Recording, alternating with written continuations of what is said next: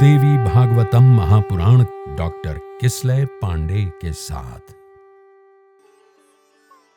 इस भाग में ऋषिगण पूछते हैं कि हे महात्मन, हे सूत जी, पहले तो हमें यह बताइए कि ये शुकदेव जी का जन्म महर्षि व्यास की किस पत्नी से हुआ।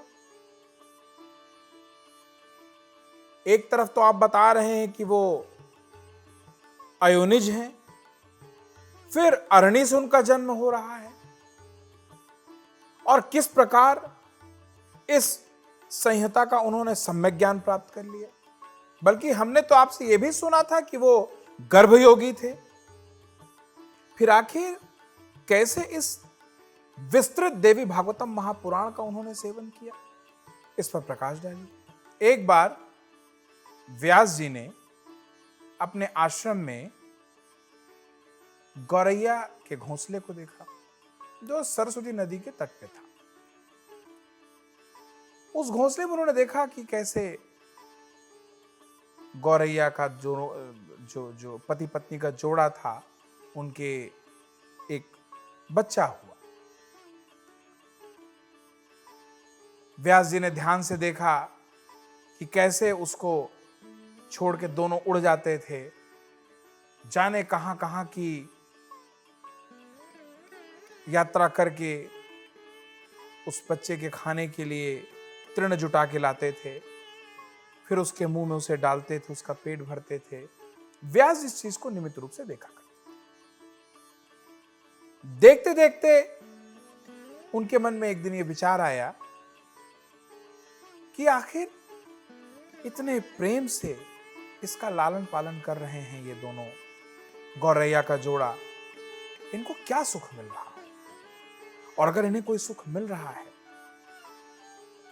तो जो मानव जाति है वो जब अपने बच्चे का भरण पोषण करती होगी तो उसे कितना सुख मिलता होगा, उसकी क्या भावनाएं होती होंगी।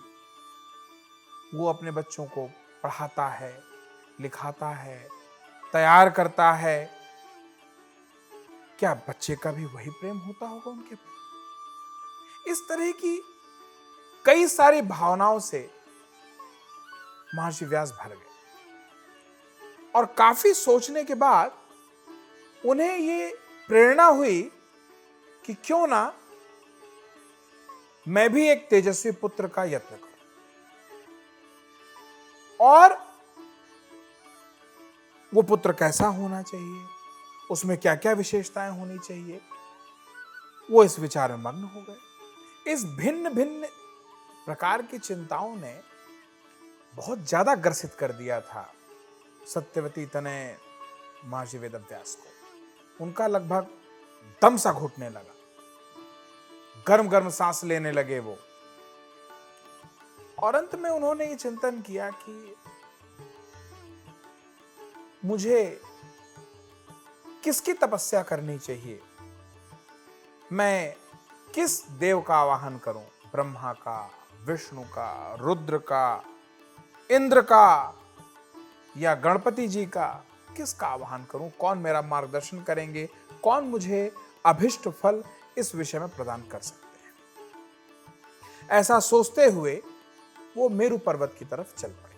वो इस ऊहापोह में लगे ही थे कि तभी देवर्षि नारद का वहां आगमन हुआ। नारद को देख के उन्होंने कहा कि बड़े भाग्य की आप प्रकट हुए हैं, शायद मुझे आपकी बड़ी आवश्यकता थी अभी। वो कहते हैं कि संतान विहीन मनुष्य की कोई गति नहीं है, उसे सद्गति प्राप्त नहीं होती, उसे मूल सुख की अनुभूति नहीं होती। तो हे देवर्षि, मैं बहुत इस विषय को लेके पीड़ित हो रहा हूं, भ्रमित हो रहा हूं। मुझे ऐसा लगता है कि मुझे इसमें किसी की आराधना करनी चाहिए जो मुझे अभिष्ट फल प्राप्त करा सके, जिनके आशीर्वाद से मैं कैसे संतान को प्राप्त करूं जो मेरा इस लोक में और उस लोक में दोनों में कल्याण सुनिश्चित करे। मेरे बाद मेरे कार्यों को आगे बढ़ाए। पर मैं भ्रमित हूं कि मैं साधना करूं तो करूं किसकी? ब्रह्मा की करूं, विष्णु की करूं, रुद्र की करूं, गणेश जी की करूं, इंद्र की करूं, सूर्य की करूं, किसकी करूं? नारद जी कहते हैं कि हे पराशर तनय, पूर्व काल में मेरे पिता ब्रह्मदेव ने भी ऐसा ही प्रश्न मधुसूदन भगवान विष्णु से किया था। मेरे पिता ब्रह्मा जी कौस्तुभ मणि की प्रभा से दीप्तमान शंख, चक्र, गदा और पद्म धारण करने वाले, पीत वस्त्र धारण करने वाले, 4 भुजाओं के, श्री वत्स चिन्ह से विभूषित वक्षस्थल वाले, सभी लोक के कारण स्वरूप देवाधिदेव, जगत गुरु, जगदीश्वर, वासुदेव, देवेश, जगतपति श्रीनाथ विष्णु को ध्यान में होकर कठोर तप करते हुए देखा और अत्यंत विस्मय में उनसे पूछा। यहां ब्रह्मा जी प्रश्न कर रहे हैं भगवान श्री हरि विष्णु से कि हे देवाधिदेव, हे जगन्नाथ, हे भूत भविष्य वर्तमान के स्वामी, आप किसके लिए ये कठोर तपस्या कर रहे हैं? हे जनार्दन, आप किसके ध्यान में लीन हैं? हे देवेश, मैं परम विस्मय में पड़ गया हूं। समस्त विश्व के स्वामी तो आप हैं, समस्त विश्व के कारक तो आप हैं, सब कुछ आप में है, हर चीज में आप हैं, कण कण में आप है और कण कण आप में है। आप किसका ध्यान कर रहे हैं? आप किसके लिए कठोर तपस्या कर रहे हैं? ब्रह्मा जी आगे कहते हैं कि मैं आपके नाभि कमल से प्रादुर्भूत होकर संपूर्ण लोकों के कर्ता के रूप में अधिष्ठित हूं। हे लक्ष्मीपते, आपसे भी श्रेष्ठ कौन देवता है? कृपा करके उसका दर्शन मुझे कराएं, उसका परिचय मुझे कराएं, उसके बारे में मुझे बताएं।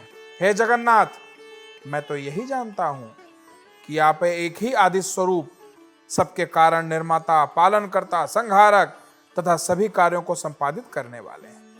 हे महाराज, आपकी इच्छा से ही मैं इस जगत के रचना कार्य में प्रवृत्त होता हूं और सदा आपके ही आदेश से शंकर जी प्रलय अवस्था में जगत का संहार करते हैं। हे ईश्वर, आपकी आज्ञा से ही सूर्य आकाश में नियमित रूप से भ्रमण करता है, शुभ अशुभ हवा चलती है, अग्नि ताप धारण करती है और मेघ वृष्टि करता है। आप ही तो हैं, और कौन है? आप किस देवता का ध्यान कर रहे हैं, यह मेरी महती शंका है। मैं शंका से ग्रसित हूं देवता। मैं तो तीनों लोक में आपसे बढ़कर और न किसी को नहीं जानता हूं। हे सुव्रत, मैं आपका भक्त हूं, अतः कृपा करके अपनी तपस्या का रहस्य बताइए। आप किसकी तपस्या कर रहे हैं? आप किसकी आराधना करते हैं? कृपा करके मुझे बताने का कष्ट करें। ब्रह्मा जी का ऐसा वचन सुन के भगवान विष्णु ने बोलना शुरू किया। श्री हरि विष्णु लक्ष्मीपति कहते हैं, सुनिए कि हे ब्राह्मण, आपको मैं एक रहस्य की बात बताता हूं, एकाग्रचित्त होकर सुनिए। वे कहते हैं, यद्यपि सभी देव, दानव और मानव यही जानते हैं कि आप जगत की रचना, मैं जगत के पालन और शिवजी जगत के संहारण के परम कारण हैं, तथापि वेद तत्वज्ञ विद्वान यही तर्कना करते हैं कि किसी शक्ति के द्वारा ही आप सृष्टि करता है, मैं पालन करता हूं और देवाधिदेव महादेव संहार करता है। जगत की रचना के लिए आप में राजसी शक्ति विद्यमान है, मुझ में सत्य की शक्ति विद्यमान है तथा शिव जी में तामसी शक्ति बताई गई है। भगवान विष्णु आगे कहते हैं कि उस शक्ति के न रहने पे ना तो आप सृष्टि कर पाएंगे,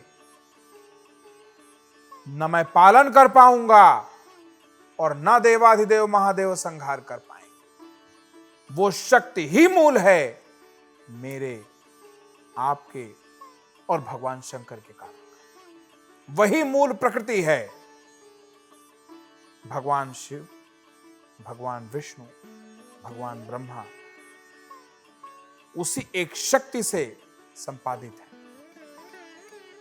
भगवान विष्णु आगे बताते हैं, वो अपने श्रीमुख से क्या कहते हैं कि हे विभो, हम सभी निरंतर उसी शक्ति के अधीन हैं। हे सुव्रत, अप्रत्यक्ष तथा परोक्ष से संबंधित दृष्टांत पे भी आप सुनिए। इसमें कोई संशय नहीं है कि मैं परतंत्र होकर शेष शैया पर शयन करता हूं। उसी शक्ति के अधीन होकर समय पर काल का वशीव्रत होकर मैं शयन से उठता हूं। मैं उसी शक्ति का अवलंबन प्राप्त कर सदा तपश्चरण करता रहता हूं। मैं कभी लक्ष्मी के साथ सुखपूर्वक विहार करता हूं, तो कभी दानवों के साथ अत्यंत भीषण, शरीर को चूर्ण कर देने वाला, तीनों लोक को कंपा देने वाला भयानक युद्ध करता हूं। हे धर्मज्ञ, आप तो ये प्रत्यक्ष जानते हैं कि पूर्व समय में मेरे द्वारा महासिंधु में 5000 वर्षों तक युद्ध किया गया था। ये आपसे तो छुपा नहीं ब्रह्मदेव। हे देव, मेरे कर्ण के तृण से जो 2 दानव मधुकैटभ प्रकट हुए थे, उनका संहार मैंने उस शक्ति देवी राजराजेश्वरी, माता त्रिपुर सुंदरी, मां भगवती पराम्बा शक्ति की कृपा से किया था। बिना उनकी कृपा के उन दैत्यों का संहार संभव नहीं था। उसी शक्ति की इच्छा से मैं परम पुरुष के रूप में महासागर में विचरण करता हूं।